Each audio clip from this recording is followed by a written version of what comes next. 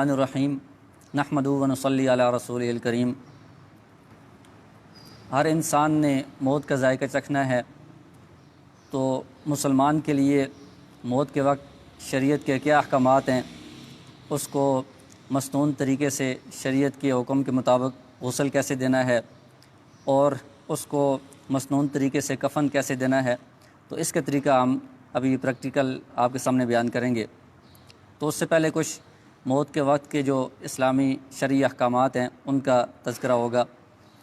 تو جب کوئی ایسا بندہ ہے جس کا موت کا وقت قریب ہو، تو اس کے لیے حکم یہ ہے کہ اس کو چرپائی پر اس طرح کمر کے بل سیدھا لٹا دینا چاہیے، اور اگر آسانی سے ممکن ہو، میت کو تکلیف نہ پہنچے، تو اس کا چہرہ تھوڑا سا قبلے کی طرف اس طرح گھما دیں، اور اگر اس سے اس کو تکلیف ہو رہی ہو تو پھر اس کو اسی طرح سیدھا ہی رہنے دیں۔ اور جو بندہ اس کے پاس بیٹھا ہے، ایک بندہ یا دو بندے، تو ان کے لیے حکم یہ ہے کہ وہ اس کو کلمہ کی تلقین کریں گے۔ تو کلمہ کی تلقین اس طرح نہیں ہوگی کہ اس کو کہیں گے کہ تم کلمہ پڑھو،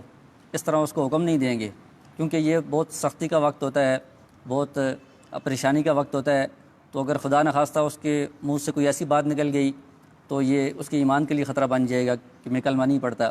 تو اس لیے اس کو حکم نہیں دینا ہے، بلکہ کلمہ کی تلقین کا مطلب یہ ہے کہ اس کے سامنے جو پاس بیٹھے ہوئے لوگ ہیں وہ خود اونچی آواز سے کلمہ پڑھنا شروع کر دیں گے۔ تو اشہد ان لا الہ الا اللہ و اشہد ان محمد عبدہ و رسولہ، یہ اس کے پاس اونچی آواز سے کہنا شروع کریں گے، تو اس کو بھی اس سے توفیق ہوگی، وہ بھی آہستہ آہستہ کلمہ پڑھنا شروع کر دے گا۔ اور ایک مرتبہ جب اس نے کلمہ پڑھ دیا ہے تو اب اس کے بعد بار بار اس کو تاکید نہیں کرنی چاہیے، کیونکہ جب ایک مرتبہ اس نے کلمہ پڑھ لیا ہے تو اب یہ اس کا آخری کلمہ ہو گیا ہے۔ تو اب اسی پر اگر اس کی وفات ہو جاتی ہے تو حدیث میں آتا ہے کہ من کان آخر کلامی لا الہ الا اللہ محمد رسول اللہ دخل الجنہ، جس کا آخری کلمہ یہ ہوگا تو وہ ضرور جنت میں داخل ہوگا۔ تو جب ایک مرتبہ اس نے یہ کلمہ پڑھ دیا تب اس کے ساتھ کوئی اور بات چیت نہیں کرنی ہے کہ اس کا آخری کلمہ یہی ہونا چاہیے۔ اور جو قریب بندے بیٹھے ہیں ان میں سے اگر کسی کو سورہ یاسین زبانی یاد ہو یا کوئی دیکھ کر پڑھنا چاہے تو وہ بھی اس کے پاس پڑھنی چاہیے، کیونکہ سورہ یاسین پڑھنے کی وجہ سے جو روح نکلنے کے وقت سختی ہوتی ہے اس میں کمی آتی ہے، روح نکلنے میں آسانی ہوتی ہے۔ تو جب روح نکل جائے گی تو اس کے بعد سب سے پہلے یہ کریں گے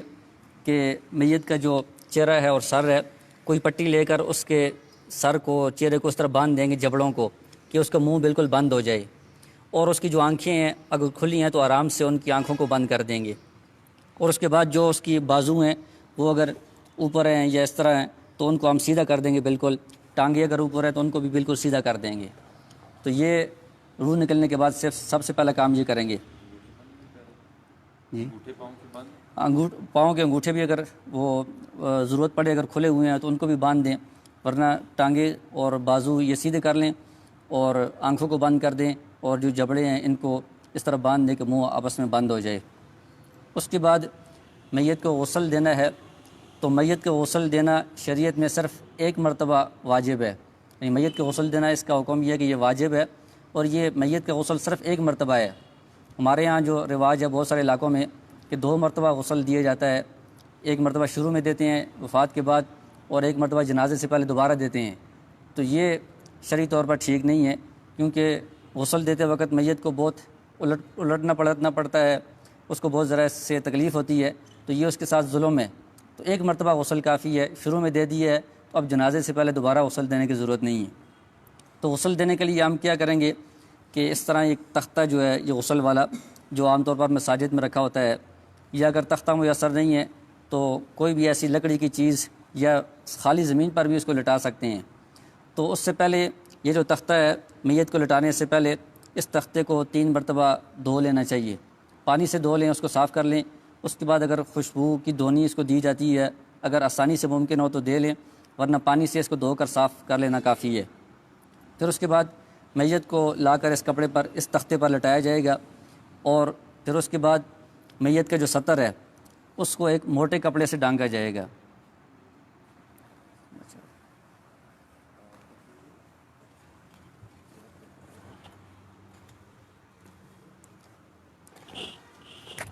تو مرد کا جو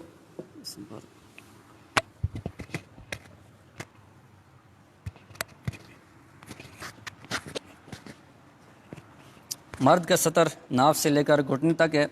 تو ناف سے اوپر یہ موٹا کپڑا ہونا چاہیے اور گھٹنے سے نیچے تک ہونا چاہیے، اور خواتین کا سینے سے اوپر تک ہونا چاہیے اور گھٹنے سے نیچے تک ہونا چاہیے کپڑا۔ یہ جب موٹا کپڑا ہم نے ڈالا ہے، موٹا کپڑا اس لیے ضرورت ہے کہ ہم غسل دیں گے تو یہ کپڑا گیلا ہوگا، اگر باریک کپڑا ہوگا تو اس میں سے سطر نظر آئے گا، تو اس لیے موٹا کپڑا اس کے اوپر ہونا چاہیے۔ جب یہ کپڑا آپ نے ڈال دیا ہے، اب جو میت کے کپڑے ہیں ان کپڑوں کو ہم اتار دیں گے۔ تو کپڑوں کو اسی طرح اتارنا تو ممکن نہیں ہے، میت سے بہت مشکل ہوتا ہے، تو اس کا طریقہ یہ ہے کہ اس کو آپ کاٹ دیں۔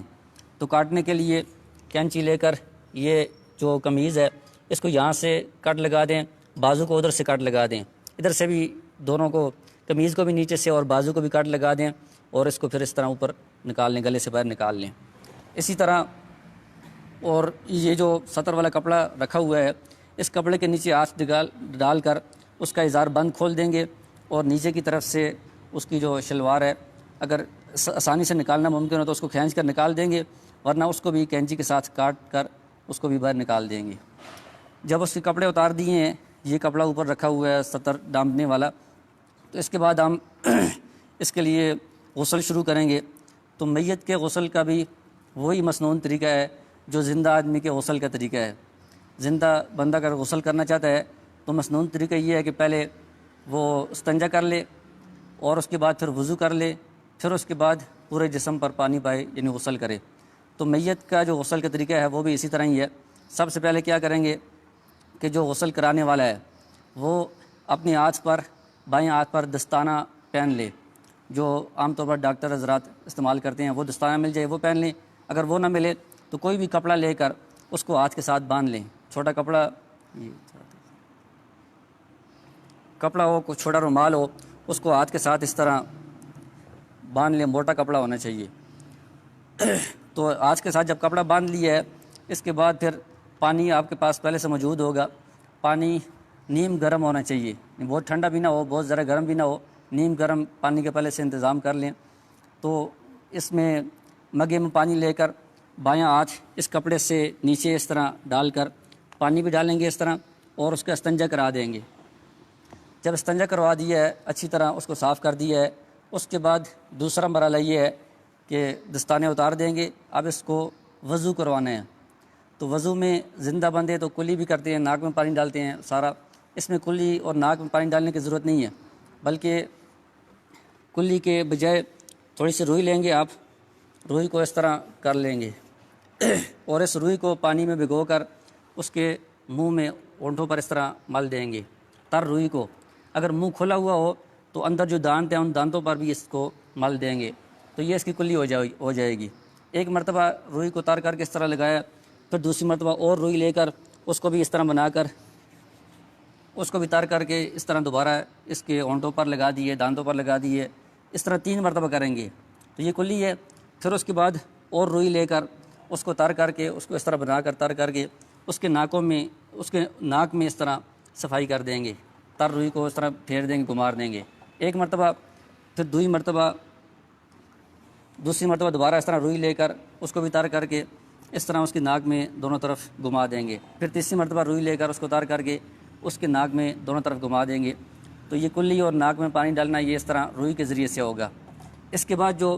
وضو کے فرائض ہیں وہ ہم پورے کریں گے کہ چہرے کو دھونا ہے، اور بازوؤں کو دھونا ہے، اور سر کا مسح کرنا ہے، اور پاؤں دھونے ہیں۔ لیکن چہرے کو دھونے سے پہلے یہ ضروری ہے کہ روئی لے کر، خشک روئی لے کر، اس کا اگر منہ کھلا ہوا ہے تو منہ پر بھی اس طرح آپ رکھ لیں، اور ناک میں بھی ڈال لیں دونوں طرف، اور دونوں کانوں میں بھی روئی ڈال لیں، تاکہ جب ہم پانی اس پر ڈالیں گے وضو کے لیے یا بعد میں غسل کے لیے تو وہ پانی اندر نہ جائے۔ کانوں میں بھی، ناک میں بھی، اگر منہ کھلا ہوا ہے تو منہ پر بھی روئی ہم رکھ دیں گے تاکہ پانی اندر نہ جائے۔ تو اب وضو میں اس کے چہرے کو پانی ڈال کر، چہرے کو ہم اس طرح پانی ڈال کر دھو دیں گے، تو یہ وضو کا ایک فرض پورا ہو جائے گا۔ اس کے بعد بازوؤں کو دھونا ہے، تو پہلے دائیں بازو کو اس طرح اٹھا کر 3 مرتبہ کونیوں سمیت، جس طرح وضو میں دھوتے ہیں اس طرح ہم دھوئیں گے۔ پھر اس کے بعد بائیں بازو کو اس طرح اٹھا کر کونیوں سمیت 3 مرتبہ دھو لیں گے۔ اس کے بعد پھر جو غسل کرانے والا ہے وہ اپنے ہاتھ کو گیلا کر کے اس کے سر پر اس طرح مسح کر دے گا۔ پھر اس کے بعد پانی لے کر جو اس کے پاؤں ہیں، دائیں پاؤں کو پہلے 3 مرتبہ دھو لیں گے، پھر اس کے بعد بائیں پاؤں کو 3 مرتبہ دھو لیں گے، تو یہ اس کا وضو مکمل ہو جائے گا۔ جب وضو مکمل ہو جائے تو اب اس کے بعد جو اگلا مرحلہ ہے وہ غسل کا ہے، یعنی غسل شروع ہو جائے گا۔ تو اس میں سب سے پہلے یہ ہے کہ میت کا جو سر ہے اور مرد ہے تو اس کی جو داڑھی ہے اس کو ہم اچھی طرح پانی کے ساتھ دھوئیں گے اور اس پر ہم صابن بھی لگا دیں گے۔ تو پانی ادھر سے لے کر اس کے سر پر بھی ڈالیں گے اور بالوں کو اچھی طرح ہم بھگوئیں گے کہ اس کے اندر پانی پہنچ جائے، داڑھی کے اندر بھی پانی پہنچ جائے، چہرے کو بھی اچھی طرح ہم پانی کے ساتھ صاف کریں گے۔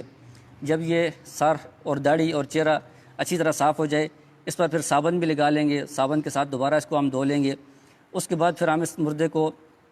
بائیں کروٹ پر لٹائیں گے۔ بائیں کروٹ پر اس لیے لٹائیں گے کہ دائیں طرف سے ہم اوپر پانی ڈالیں گے۔ تو اب ہم اس کو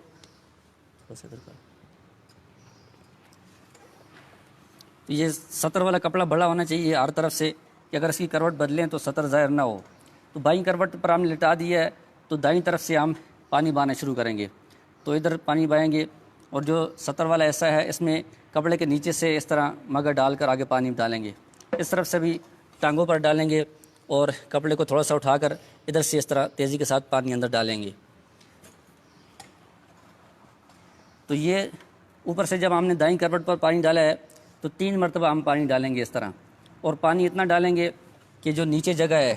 جو نیچے بائیں کروٹ ہے تختے کے ساتھ جو لگی ہوئی جگہ ہے وہاں تک پانی پہنچ جائے، سامنے کی طرف سے بھی پیچھے کی طرف سے بھی نیچے تک پانی پہنچ جائے، اتنا پانی ہم ڈالیں گے۔ پھر اس کے بعد ہم ان کو دائیں کروٹ پر لٹائیں گے۔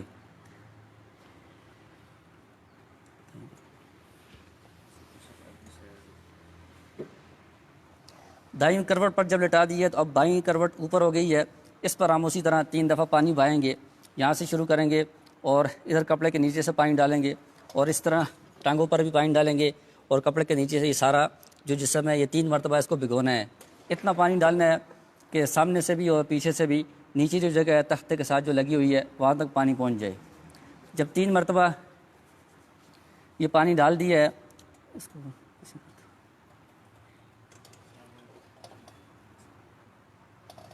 تو اب سر پر تو ہم نے صابن لگا دی ہے، چہرے پر بھی صابن لگا دی ہے، داڑھی پر بھی لگا دی ہے، جو باقی جسم ہے اس پر بھی اگر صابن لگانے کی ضرورت ہو تو اس پر بھی صابن لگا لیں۔ جو سطر والا ایسا ہے اس پر صابن لگانے کے لیے پھر ہاتھ پر دستانہ یہ کپڑا باندھنا ضروری ہوگا، اور باقی جسم پر بھی صابن لگا لیں۔ جب صابن لگا لیا ہے اس کے بعد یعنی 3 دفعہ تو ہم نے پہلے پانی ڈالا تھا، صابن لگانے کے بعد اب ایک اور دفعہ اصل جو مسنون طریقہ ہے وہ تو یہ ہے کہ پانی میں کافور ایک خوشبو ملتی ہے، وہ ملا کر اس پانی کے ذریعے سے آخری مرتبہ صابن لگانے کے بعد اس پورے جسم پر پانی ڈال دینا چاہیے۔ اگر کافور والا پانی نہیں ملتا تو وہی پانی جو ہمارے پاس پہلے سے موجود ہے نیم گرم پانی وہ ہم ڈالیں گے۔ تو اس مرتبہ صرف ہم ایک طرف ہی ڈالیں گے کہ اس کو اب بائیں کروٹ کی طرف لٹا کر اس طرف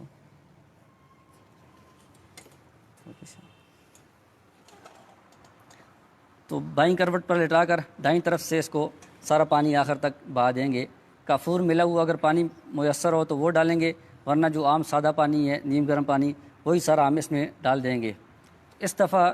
دوبارہ بائیں کروٹ پر لٹانا ضروری نہیں ہے، بس اس طرف سے یہ مکمل ہو گئے۔ تو جب پورے جسم پر پانی ڈال دیا ہے اور صابن بھی لگا دیا ہے، اس کے بعد دوبارہ بھی پانی ڈال دیا ہے، اب اس کے بعد جو اگلا کام کرنا ہے وہ یہ ہے کہ جو غسل کرانے والا ہے وہ خود یا کسی کی مدد سے اس کے سر کو ادھر سے تھوڑا سا اوپر کریں گے، پیٹ کو بھی تھوڑا سہارا دے کر اوپر کریں گے۔ اب اس کے بعد وہ جو پیٹ ہے اس کو ہلکا ہلکا دبائیں گے، اس طرح ہلکا ہلکا، زیادہ زور سے نہیں، ہلکا ہلکا یہاں سے دبائیں گے۔ تو اگر اس کے بعد کوئی نجاست وغیرہ نکلتی ہے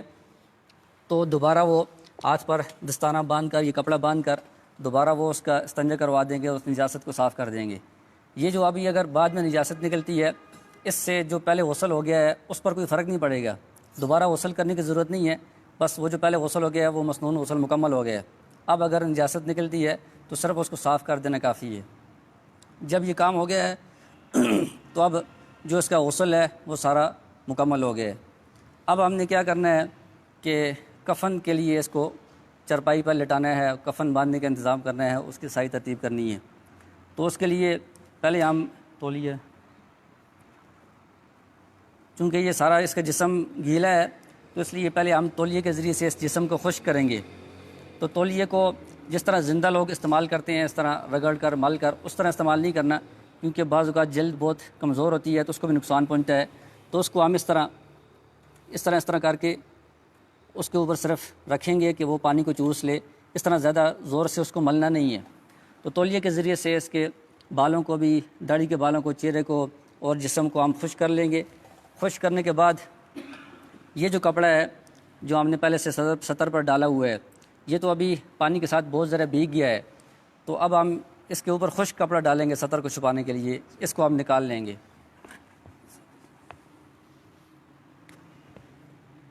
تھوڑا اس طرح پیرنگل ہوتے ہیں۔ تو یہ کپڑا بھی اتنا ہونا چاہیے کہ ناف سے لے کر گھٹنے تک جو سطر ہے وہ چھپ جائے۔ تو یہ خشک کپڑا جب آپ نے ڈال لیا ہے تو آپ اس کو ادھر سے پکڑیں دونوں طرف سے، تو نیچے سے جو گیلا کپڑا ہے اس کو پاؤں کی طرف سے کھینچ کر نکال لیں گے۔ تو اب جو گیلا کپڑا ہے وہ نکال لیا ہے، یہ خشک کپڑا اس کے اوپر آ گیا ہے اور اس کے جسم کو بھی تولیے سے خشک کر دیا ہے۔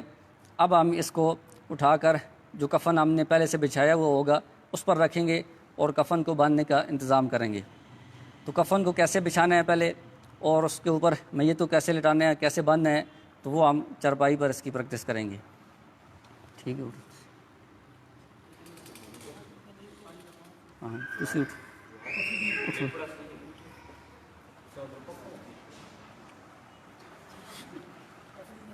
لگی رہی۔